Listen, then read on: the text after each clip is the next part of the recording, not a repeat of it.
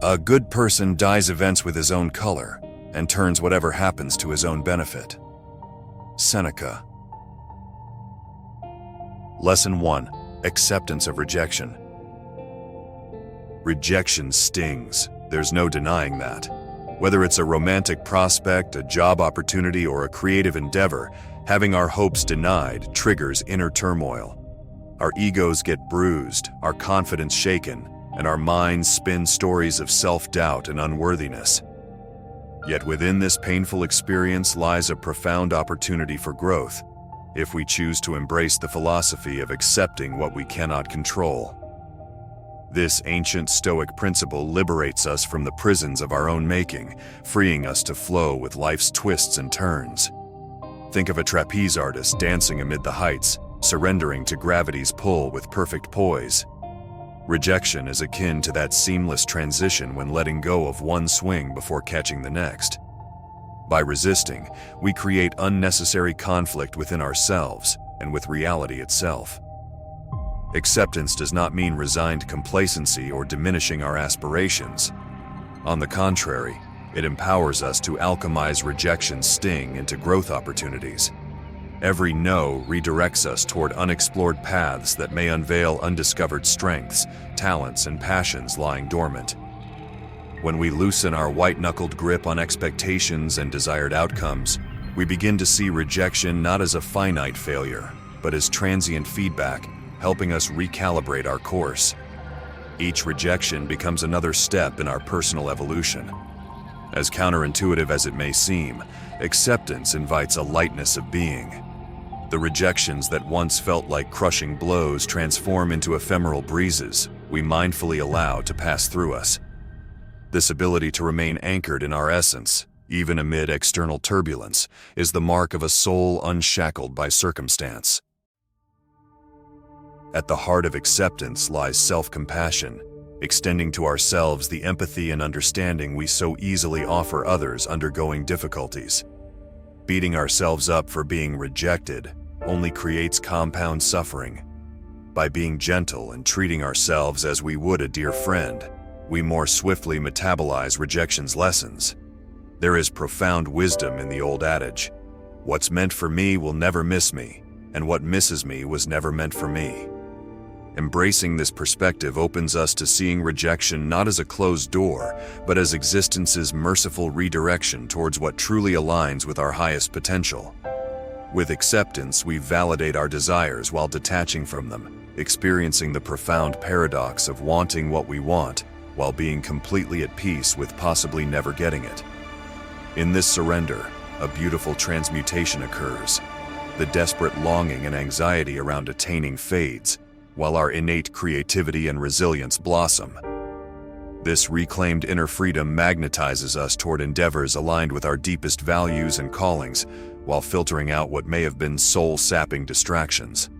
So embrace rejection not as a harsh judge, but as a wise guide pointing you towards your most fulfilling path. One opportunity closing so others may gloriously open. Master this graceful dance, and you will become impervious to rejection's superficial stings, while opening to life's profound, rejuvenating gifts. Lesson 2. Use reverse psychology statements. Have you ever noticed how being told you can't do something makes you want to do it even more? There's a rebellious force within all of us that gets activated whenever we sense our freedom being restricted. This is the human spirit asserting its autonomy. The clever philosopher understands how to subtly activate this contrarian impulse through the artful use of reverse psychology statements. With just a few well-placed words, you can inspire others to pursue a course of action by implying the opposite of what you want them to do. Imagine you're trying to encourage a friend to explore a new hobby like painting. Instead of pushing them toward it directly, you could make an understated remark like, "You probably don't want to get your hands all messy with paint anyway." Planting such a seed makes it more likely they'll want to defy that assumption and give painting a try. The beauty of these statements lies in their power of suggestion without dictation. You're not overtly demanding someone do or don't do something. You're simply making a casual observation that characterizes them as the type who wouldn't be interested. And human nature, stubborn as it is, loves to prove others wrong about what we are and aren't willing to do. There's an element of playful challenge that turns it into a self-fulfilling reverse prophecy. I don't think you'd have the patience for learning a new language, subtly goads someone to take up that linguistic endeavor to defy the judgmental presumption. Seasoned counselors and therapists have long used reverse psychology to open up closed minds and shift unhelpful patterns. Maybe you're not ready to make that kind of change yet. Can be just the nudge someone needs to commit to personal growth and break through their inertia. Of course, applying this powerful tool requires finesse. Relying too heavily on reverse psychology can come across as manipulative. There's an art to making such statements feel natural and offhand in conversation. They need to appear as casual asides, not overt attempts at opposition baiting. When delivered with the right measure of nonchalance, these reverse statements create productive tensions that compel people to forge new paths. You're not forcefully resistance-breaking their stubbornness, but gently sidling around it to brilliantly bend them toward positive actions. Reverse psychology statements are the verbal equivalent of the mature martial artist who uses the force of their opponent against them. By embracing others' self-motivations rather than confronting them head-on, you ease them out of constraints in an organic way. Of course, this philosophy reminds us that such techniques must be guided by positive, growth-oriented intentions. It would be unwise to use reverse psychology as a means of deception or selfish manipulation. The wisest leaders understand it as a tool of empowerment to bring out the very best in those they serve. With consciousness and care, you can responsibly wield these statements to awaken people's higher drive for achievement, adventure, and self-actualization. Imagine dropping an innocent remark at just the right moment. You'd probably find skydiving too scary. Let their fiery inner rebel handle the rest. Lesson 3. Reframe rejection as opportunity. When the sting of rejection pricks our souls, it can feel like a door has been forever barred against our hopes and dreams. The voice of fear whispers that this is a cruel dead end, evidence of our deepest inadequacies. In these moments, rejection weighs heavily on us like a cosmic judgment rendered. Yet what if this knee-jerk perspective is blind to rejection's hidden lessons? What if these temporary no's are actually life's way of gently steering us toward greater clarity, growth, and self-discovery? The mind understands that by reframing rejection as an opportunity, we transform times of perceived failure into fertile creative openings. Think of the young sapling in a dense forest, striving for sunlight yet choked by thick canopies of foliage. A rejection of its upward thrust may seem like a death sentence. However, this redirection of energy coaxes it to find clever new pathways, snaking laterally through pockets of illumination. In time, it emerges from the shadows into radiant meadows it may never have discovered, if not for that initial stymieing. So too in our lives, each seeming obstruction forces us to cultivate resourcefulness and seek alternate routes toward our yearnings. Had we simply been granted our initial desire, we may have remained stuck in limiting patterns, blissfully unaware of far vaster horizons waiting to be explored outside our comfort zones. Rejection shakes us from inertia and pushes us to reassess, reinvent, and forge new ingenious approaches. It obliges us to consciously pause, reflect, and realign our efforts with more authenticity and precision.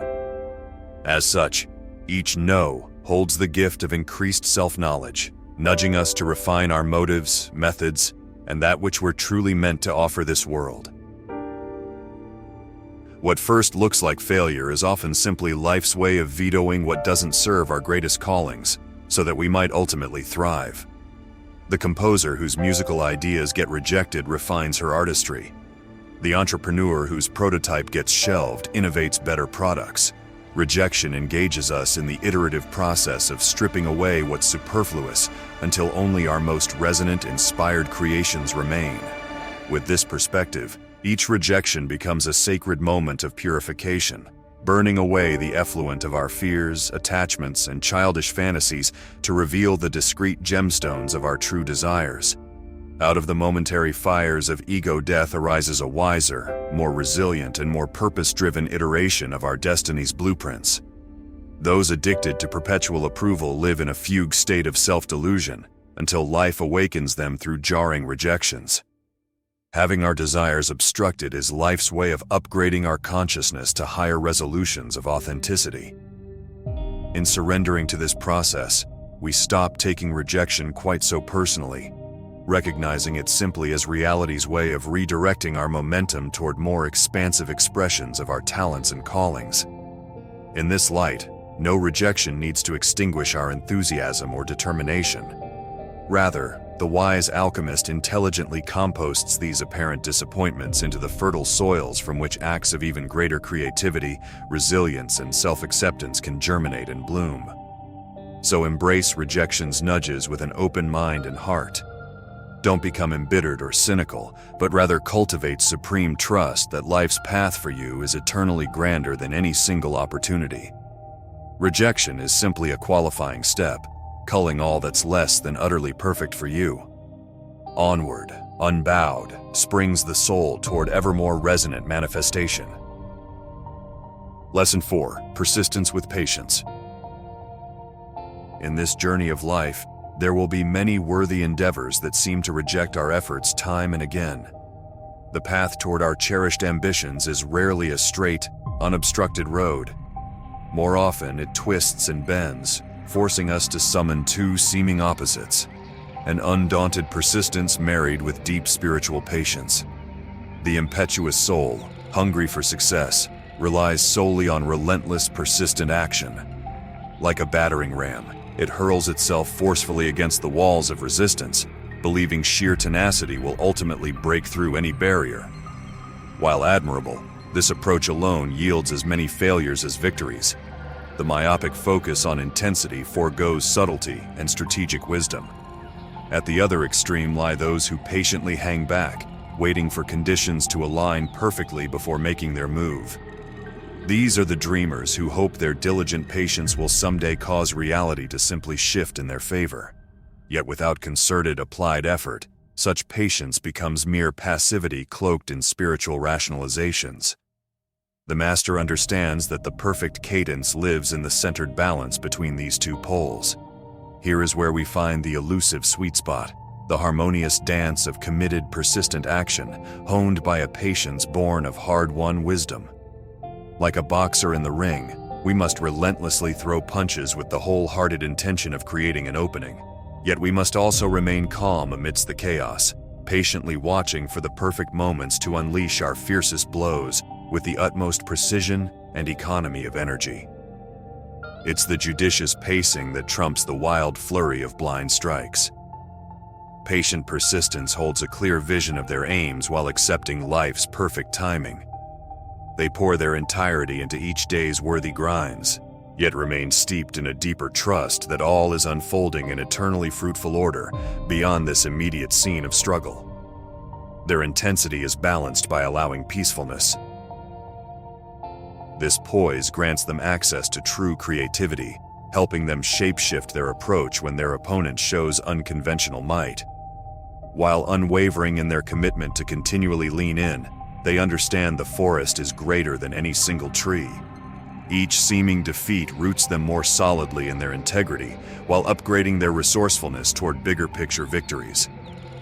From this vantage point, persistence and patience are not at odds, but partners on the path of mastery. The persistent attitude shows up with full presence and care, while the patient perspective allows for the long, fractal view.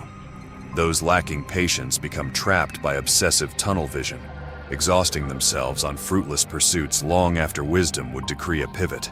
Yet the merely patient slip into listless inaction, damning themselves to eternal waiting without directed momentum. Together, however, wise persistence gives the patient soul purpose and urgency, while patience bestows the persistent one with discernment and tactical timing. True masters walk this tensile line with energy and graceful flow.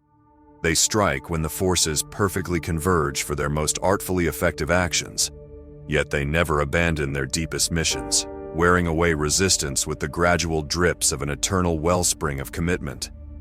Obstacles shatter against their immovable wills, yet they ride the changing rhythms of confrontation with an ever-poised response. This syncopated skill takes practice, but it gives us access to realms of higher manifestation. Allow your intensity to be girded by infinite patience. Lesson 5. Practice mindful self-reflection.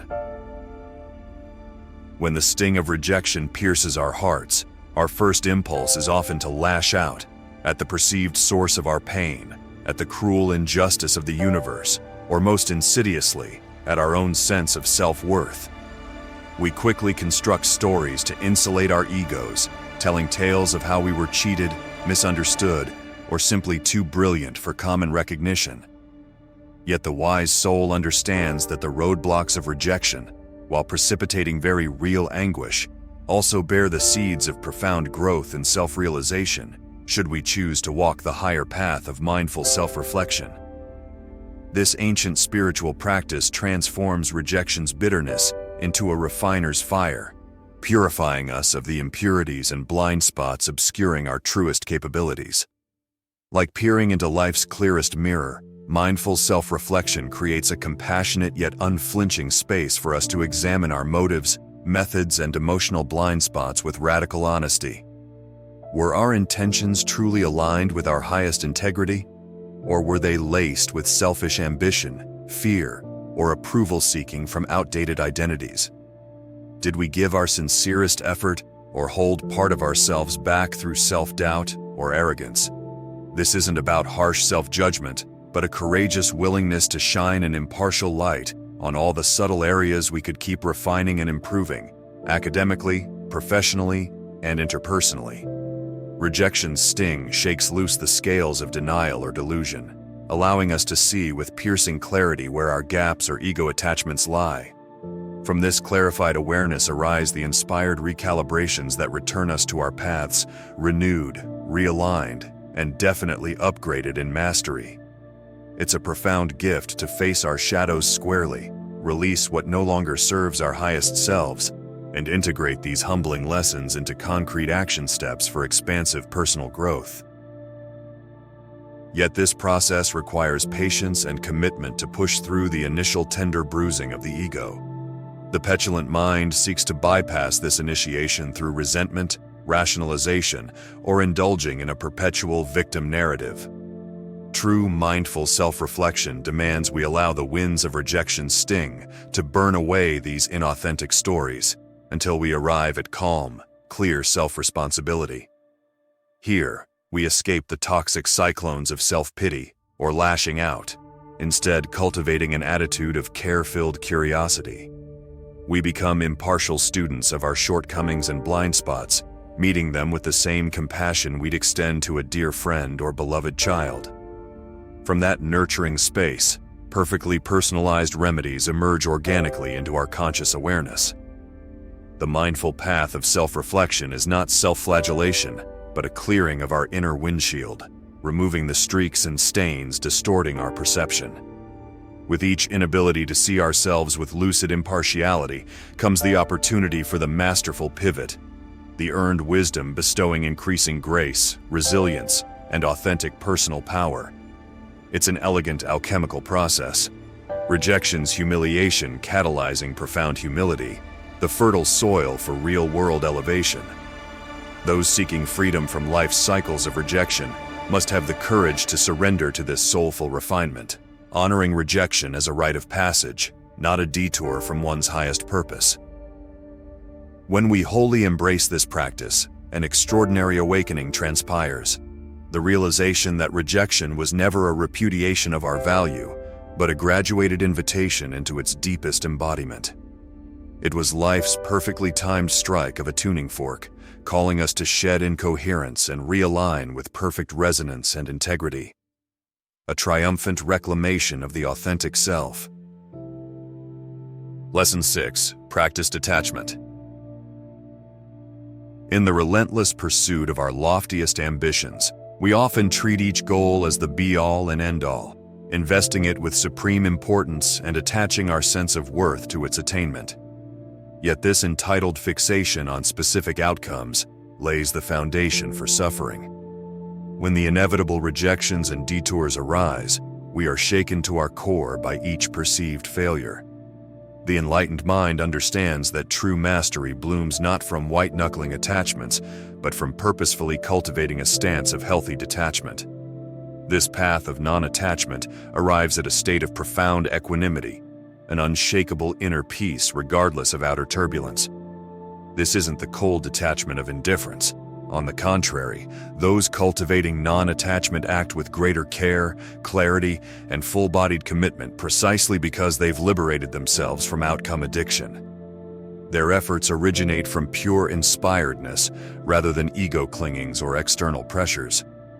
Without predictions or expectations clouding their vision, they can adapt with fluidity and execute each moment with grounded presence. From this vantage point, rejection is stripped of its power to derail us. The sting of failure remains, but without the compound suffering of shattered self-worth or cataclysmic disappointment. We understand that any single outcome, no matter how painstakingly pursued, is but one fleeting experiential data point. Those gripped by attachment languish in the dualistic trance of victory or catastrophe with each rise and fall. The detached master bows with reverence to the tuition charged by life's curriculum, honoring each lesson while remaining anchored in their convictions. They celebrate the sweet fruits of accomplishments, yet their joy extends far beyond them, which is why they continue creating from a space of passionate, playful centeredness, even when the creations are rejected. This poised mindset arises from the deepest trust that all events serve our evolution, even if the soul's curriculum looks nothing like the ego's rigid curriculum. Rejection here, an obstacle there, simply unveiling a new series of opportunities for recalibration, resilience, and ever more alignment with our highest paths. When attachments and expectations are relinquished, these apparent setbacks are received with graciousness, rather than catastrophized as tragic derailments. Yet the miracle is that from this spacious grace emerges even greater potency of effort. Without sideshow distractions of validation-seeking or obsession over specific results, we can pour all our life force into the sacred deeds themselves. We raise our crafts to an art form and transform our days into rippling offerings born of integrity and care. Non-attachment becomes the Sutonic key to unlocking inspirational flow states. We enter the dreamlike experience of guiltless self-nurturing and transcendent presence, not because we disdain our ambitions, but because we've realized the futility of demanding life bend to our ego's whims.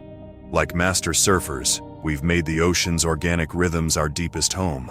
So release that death grip on outcomes and watch how each undertaking regains its soulful primacy. Dance with life as the greatest improv partner and witness how your efforts bear fruit beyond your loftiest imaginings. For those unshackled from attachments, each rejection becomes another dynamic, generative article in their opus of mastery. The canvas remains endlessly open for their most authentic visionary expression. Lesson 7. Strategically withdraw. Imagine the typical scenario. You express interest in a person, opportunity, or project, only to be met with hesitation or outright rejection. Each ensuing plea or prolonged insistence often strengthens the resistance you're battling. Subconscious scripts of neediness, desperation, and soul erosion get activated, sending the rejecting party scurrying further away. Yet if you have the poised mastery to accept the moment's truth with unruffled poise and simply withdraw your focus, a profound shift begins alchemizing. Firstly, you preserve your dignity and self-respect by refusing to abandon your center. This reinvests you with organic appeal. You're no longer a pursuer actively choosing rejection, but an intriguing figure navigating life from a posture of centered autonomy. Secondly, you trigger the quintessential human experience of loss aversion. While culturally interpreted as indifference, your withdrawal generates palpable scarcity for the rejecter. The mere thought of losing their power position or missing out on what you could provide begins germinating separation anxiety. Previously blind to your value, suddenly they face their own emptiness without your presence gravitating their world. The ego begins shouting questions. Have I misjudged them? Should I reconsider? Will they find someone else to give their gifts to? Of course, this practice demands tremendous poise and self-discipline. It's easy to slide into reactive petulance or fall back into familiar clinging patterns. But with commitment to preserving your center and worth, you open the space for the rejecter to experience their unconscious fears without escaping them through the distracting dynamics of pursuit and rejection. Lesson 8. Highlight desirable qualities. When someone rejects you, it can be a blow to your ego and self-esteem. However, it's important not to take it as a reflection on your whole self-worth. Instead, use it as an opportunity to highlight your positive qualities, the attributes and strengths that make you a great catch. By recognizing and internalizing what you have to offer, you remind yourself of your value while potentially sparking a fear of missing out in the person who rejected you. Start by making a mental list of your best traits, the qualities that friends, family, or past partners appreciated about you. Perhaps you're incredibly loyal, going above and beyond to support loved ones. Or you bring caring and emotional intelligence to relationships. You could have a great sense of humor that brightens any room. Don't sell yourself short on practical strengths either. Your ambition, work ethic, dependability, or talents in areas like cooking or home repairs. Once you've taken stock, communicate those qualities with confidence. Don't be arrogant, but speak with self-assurance about what you bring to the table. I'm a passionate, adventurous partner who will make your life more exciting. You're missing out on someone who will make you laugh daily and bring positive energy. Plant seeds that they may be passing over attributes they could have valued. At the same time, match your language to the situation. If it was a brief dating situation, keep it lighter. Too bad your loss. I'm having a great time. For longer involvement, you can go deeper. I gave my all to make this work, bringing patience, compromise, and an open heart. Let them know they're walking away from something special. The key is to avoid negativity, self-pity, or lashing out. Highlight your strengths, but don't insult them or seem bitter. You're not trying to hurt them, just illustrate what they'll be missing. Who knows? They may end up regretting their decision when they realize the full package you offer. And at the very least, you've reminded yourself of your worth to confront rejection with your head held high. Lesson 9. Embrace impermanence. One of the core principles of Stoic philosophy is the notion that everything in this world is impermanent and constantly changing. Our relationships, possessions, status, and even our physical selves are all transient phenomena. By accepting the impermanence of all things, we can find profound peace and equanimity amidst life's ups and downs.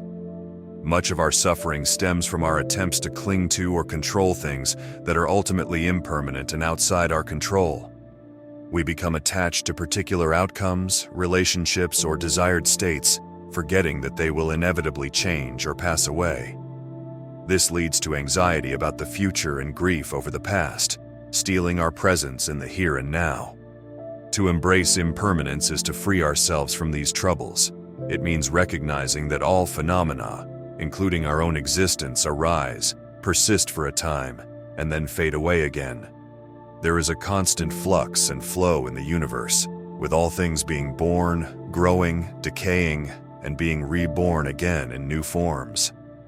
By internalizing this truth, we cultivate an attitude of non-attachment and acceptance. We stop clinging so tightly to people, things, or circumstances that are inherently inconstant. A romantic relationship ends? We can feel the sadness of the loss, but remember that such bonds are ultimately fleeting connections in an ever-changing river of life. A coveted job or status falls away. While disappointing, we understand that such gains are temporary and let them go with equanimity. At the same time, by embracing impermanence, we can find profound joy and gratitude for the beauty and richness of each passing moment. The cherry blossoms bloom, dazzle us with their splendor for a few precious weeks, and then flutter away, a poignant reminder to savor each experience while we can. Our children grow from infants to youths to adults in what seems like the blink of an eye, teaching us to cherish each phase. Ultimately, the impermanence of existence allows us to hold things lightly, live more fully in the present, and roll with the unceasing waves of change that shape our lives. By truly internalizing that this too shall pass, we shed attachments, obsessions, and sources of fear or anxiety. Whatever arises, good or bad, pleasurable or painful, we can hold it with open hands, knowing it will inevitably transition into something new. Impermanence is one of the great fundamental truths governing our existence, and by allowing ourselves to resonate with this truth, we find deep freedom, tranquility, and appreciation for the great rhythms of the cosmos. We shed what no longer serves, gracefully release our attempts to control the uncontrollable, and flow with life's ceaseless unfolding. Lesson 10. Foster gratitude. By making an intentional effort to identify areas of gratitude, even amongst the hurt and disappointment, we take the first step towards maintaining perspective. Rather than becoming consumed by rejection's negative narrative, gratitude allows us to zoom out and consider the broader context surrounding this temporary experience. Perhaps we can find gratitude for the clarity that rejection provides. As painful as it is, rejection signifies a closed door, an ending to something that was ultimately not serving our highest good. This pruning creates space for new opportunities, relationships, or directions better aligned with our life's purpose. We can feel grateful for the chance to refocus our energy in a more fulfilling way. Looking at rejection through a grateful lens also highlights the growth opportunities it provides. Each time we are rejected, we have a choice: to crumble in anger and self-pity, or to persevere with resilience. Choosing the latter makes us enormously grateful for the chance to build critical life skills like grit, self-confidence, humility, and self-compassion. We can feel thankful for whatever wisdom or self-knowledge rejection imparts to strengthen us moving forward. Speaking of wisdom, rejection is also a chance to express gratitude for the lessons learned from the given situation. Was there perhaps a red flag we missed, or communication we could have improved upon? Did rejection reveal an incompatibility in values, wants, or needs that is ultimately for the best? Were our approach, attitude, or boundaries misaligned in some way? Rather than beating ourselves up, we can feel grateful for these insights to carry into new situations. Above all, gratitude allows us to transcend rejection by focusing on life's many beacons of light amidst the periodic darkness. No matter how deep the pit of dejection, we can find reprieve in our cherished relationships, goals, and passions that provide existential fulfillment. We can express gratitude for our health, our access to education, the beauty of nature that surrounds us, and even mundane creature comforts like a nourishing meal or safe shelter. When we fixate on rejection, these blessings fade from view. But gratitude opens our eyes to rejection's impermanence in the grand scheme of our whole life's journey. Ultimately, gratitude in the face of rejection is radically perspective shifting. It doesn't eliminate the hurt, but it redirects our gaze toward all that is still positive, enriching, and worthy of thanks in our lives.